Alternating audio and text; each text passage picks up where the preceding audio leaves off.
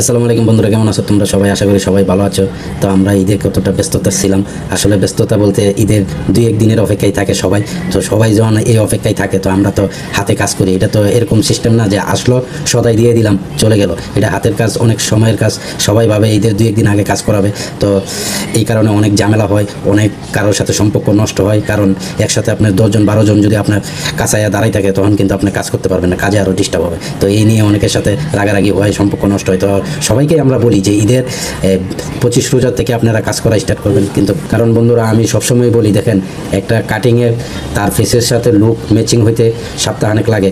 এটা সবাইকে আমি বোঝাতে চেষ্টা করি, কিন্তু কেউ বুঝে না। ঠিক আছে, একসাথে সবাই আসে, তো একসাথে আসলে কাউরে কাজ করতে পারি, কাউরে পারি না। এই নিয়ে অনেক এর সাথেই মন কষাকষি হয়। কিছু তো করার নেই, কারণ হাতের কাজ এটা যে করে সেই বুঝে। আবার সিস্টেমটা যদি এমন হতো যে আমরা জিনিসপত্র রেখে দিতে পারতাম, রেখে দিয়ে সার্ভিস করে রেডি করে ধুয়ে রাখতাম, তারা নিয়ে যেত। সিস্টেম তো এরকমও না। তো বুঝতে হবে সব কিছু, এটা ভাবের কিছু না।